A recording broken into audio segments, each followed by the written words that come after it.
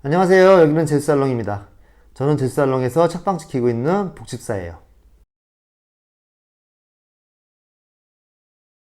오늘은 이달의 책이 아니라 위클리북으로 찾아왔는데요. 제가 지금까지는 한 달에 한 번씩 두세 권의 책을 추천해 왔다면 앞으로는 일주일 또는 2주일에 한 번씩 한 권의 책을 소개하는 형식으로 진행을 해볼까 해요. 그렇게 해야 책 한 권에 좀 더 집중할 수 있을 것 같고요. 여러분도 보시기에 편하게 짧게 보실 수 있을 것 같고 저도 촬영하기 편할 것 같아서 그렇게 진행을 해보도록 하겠습니다. 오늘 위클리북의 첫 책으로 소개해드릴 책은 로랑스 드빌레르의 모든 삶은 흐른다 라는 책이에요. 이 책은 프랑스의 철학 교수님이 쓴 철학 에세이인데요. 발간된 지 얼마 안 됐고요. 특별히 국내 각계각층의 명사들이 추천을 하고 있는 책이에요. 예를 들면 생물학 교수님인 최재천 교수님께서 추천하고 계시고요. 이혜인 수녀님이나 서울대 정신건강의학과 윤대현 교수님, 정재영 인문학연구소 대표님도 추천하고 계시고요. 그 외에 많은 분들이 추천을 하고 계시는데요. 저는 그 중에서 서울대 철학과 박창국 교수님의 추천사를 보고 이 책을 읽게 되었는데요. 읽는 내내 철학서가 이렇게 아름다울 수 있다는데 경탄을 금할 수 없었다. 바다의 현상학이라고 불릴 만한 책이다. 이렇게 소개하고 계시거든요. 여기 추천사에 보면 바다라는 얘기가 나오잖아요. 이 책의 부제도 보면 삶의 지표가 필요한 당신에게 바다가 건네는 말 이렇게 되어 있거든요. 그래서 바다가 키워드구나 라는 걸 우리가 알 수가 있고요. 책 표지도 보시면 창문 너머로 바다가 보이는 풍경이죠. 책 표지를 이렇게 벗겨보면 바다가 한눈에 들어옵니다. 그래서 삶을 바다에 빗대서 삶을 사는 지혜와 삶의 의미에 대한 통찰을 바다를 통해서 얘기해주고 있는 철학 에세이라고 할 수 있어요. 삶에 대한 철학을 얘기하는 에세이들이 사실 많이 나와 있는데요. 이 책의 특별한 점은 이제 바다를 통해서 설명을 하고 있다는 점도 그렇지만 그렇기 때문에 어렵지 않고 쉬운 문장임에도 불구하고 굉장히 깊은 울림을 주는 문장들이 많이 있어요.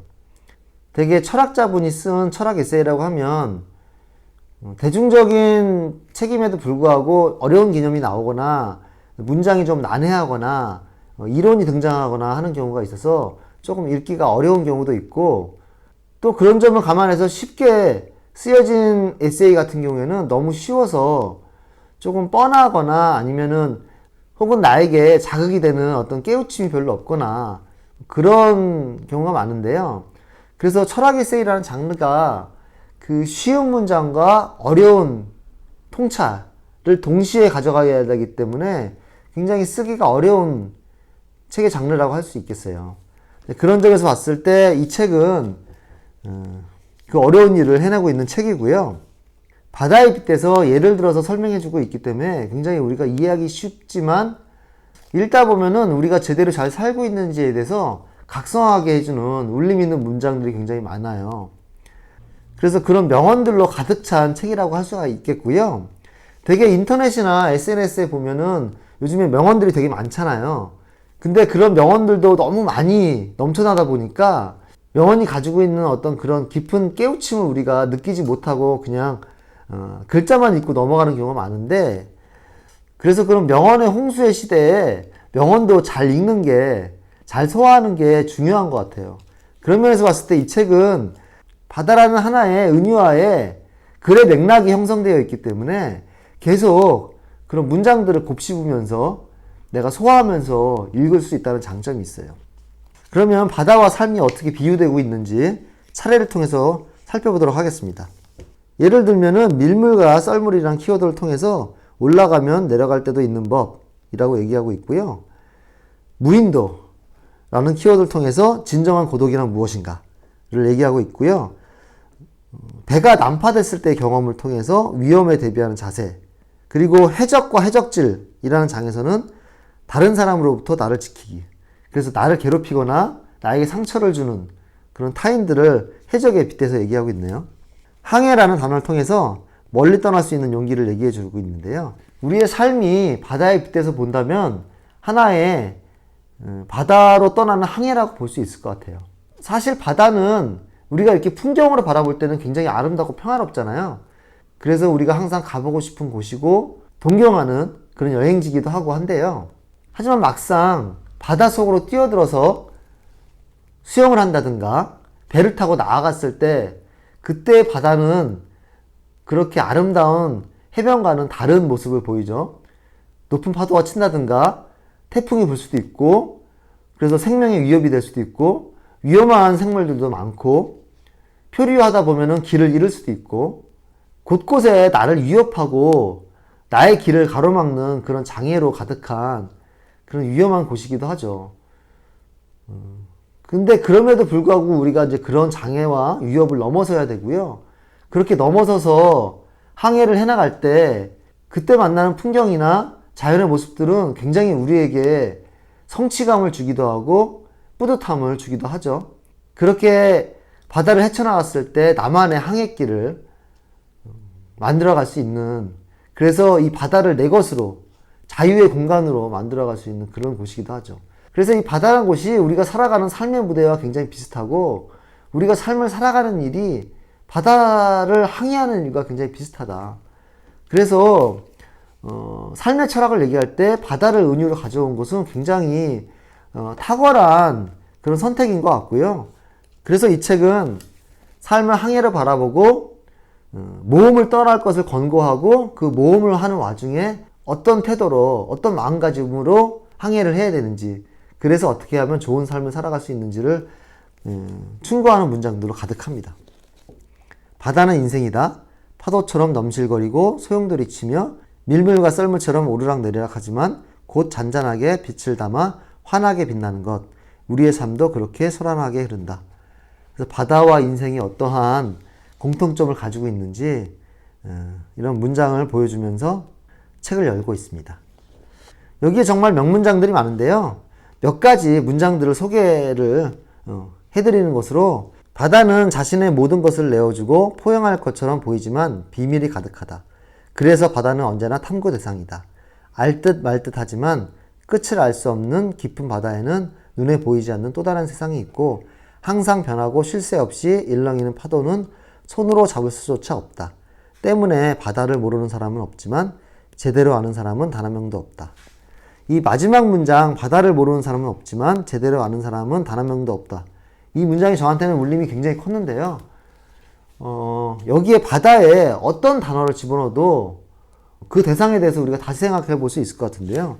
예를 들면 삶으로 바꿔서 읽으면, 삶을 모르는 사람은 없지만 제대로 아는 사람은 단 한 명도 없다.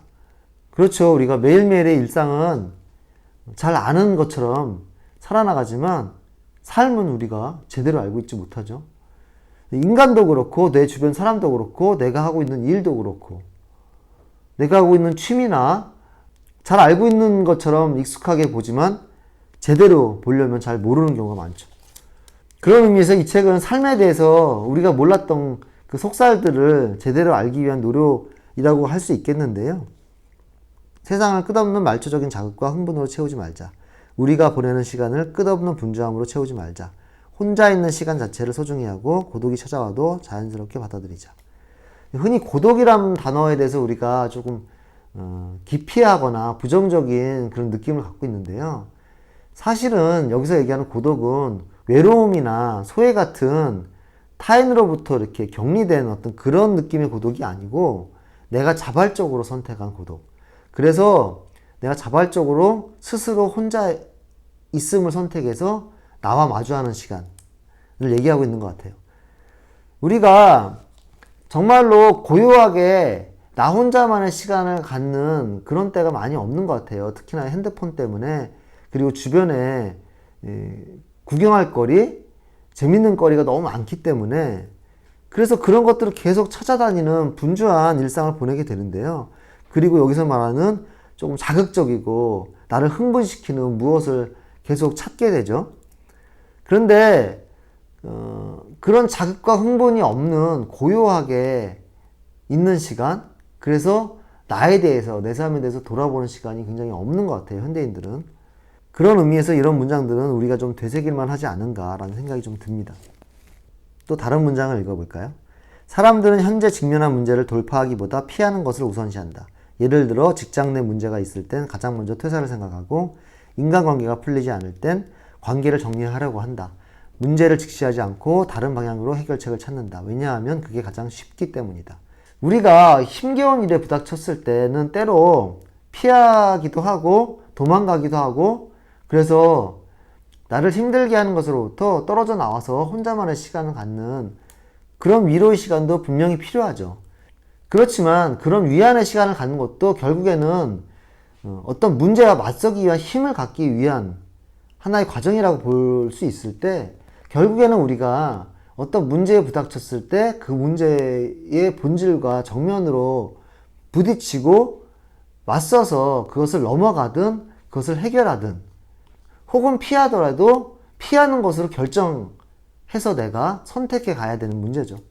그런데 요즘에는 피하는 것이, 퇴사하는 것이, 손절하는 것이 쉬운 선택이라는 이유로 해결해보기보다는 피하는 것을 선택을 하죠.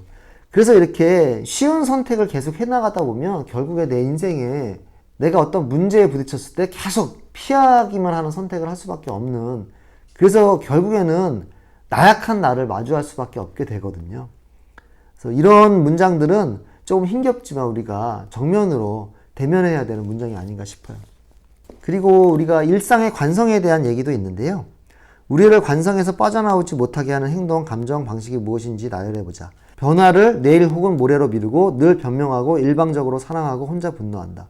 우리는 늘 같은 행동을 하면서 앞으로 가지 못한다. 앞으로 나아가고 바꾸고 숨쉬자. 우리의 습관적이고 폐쇄적인 행동들 때문에 질식할 것 같은 일상을 살지 말자. 진짜 위험한 일이다.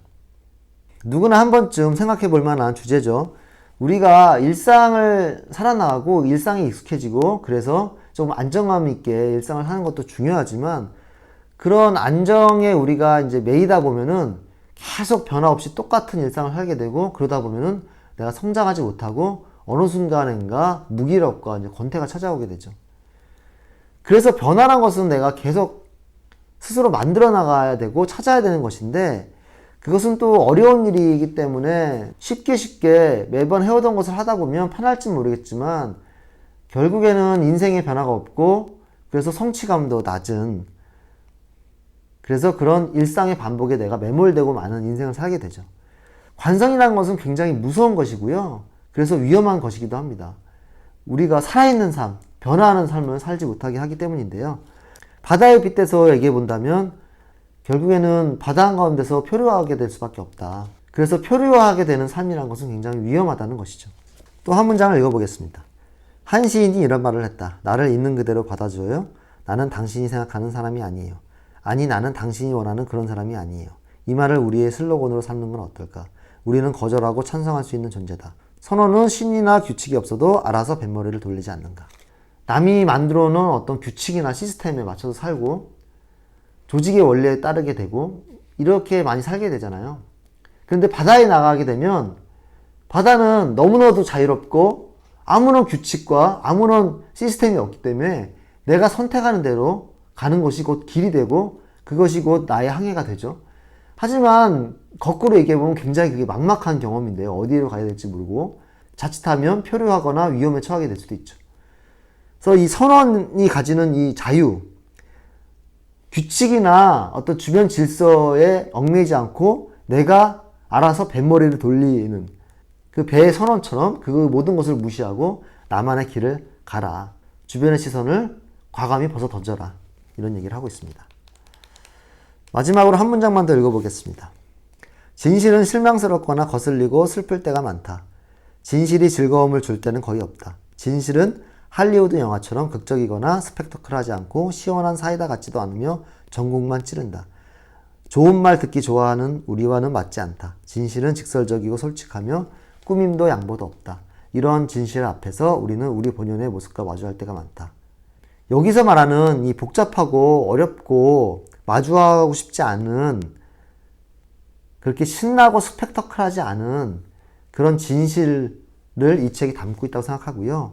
우리는 듣고 싶은 말, 하고 싶은 것, 보고 싶은 그런 것들만 보고 싶어 하죠. 그런 것들은 되게 신나고 즐겁고 여기서 말하는 스펙타클하고 사이다 같은 그런 것들이겠지만, 하지만 삶의 진실이란 그렇지 않고 나의 진실이란 또 그렇게 단순하지 않죠. 그래서 삶의 복잡하고 어려운 진실과 나의 진실된 모습을 내가 마주하고 맞설 수 있는 용기를 가질 수 있을 때 그 삶을 진정으로 내 것으로 가져올 수 있지 않을까 싶어요.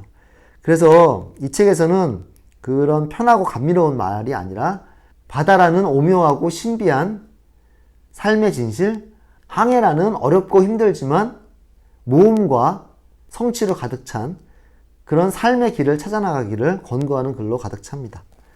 이 책은 어떤 삶의 기로에 서 있거나 어떤 어려움에 직면해 있거나 혹은 살아나가는 일상이 굉장히 지루하게 느껴지거나 무기력한 느낌에 처하거나 혹은 뜬금없이 내가 삶을 잘 살고 있는지 내가 사는 이 삶이 내가 원했던 것인지 이런 생각이 문득 들 때 이 책을 읽어보시기를 권유를 드립니다.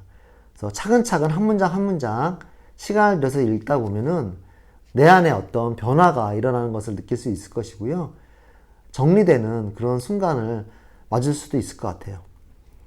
그리고 철학 에세이를 접해보고 싶은데 왠지 주저하게 된다든가 어려워서 중간에 중단해 본 경험이 있는 분이라면 특히나 더 추천드리고 싶은 책입니다. 모든 삶을 흐른다라는 철학 에세이였습니다. 오늘 이렇게 한 권에 집중해서 책을 소개해보는 위클리북을 시작해봤는데요. 앞으로도 매주 혹은 2주에 한 권씩 한 권에 집중해서 책을 소개해보는 위클리북을 업로드하도록 하겠습니다. 싱그러운 5월 보내시길 바라요. 감사합니다. 안녕히 계세요. 안녕. 감사합니다.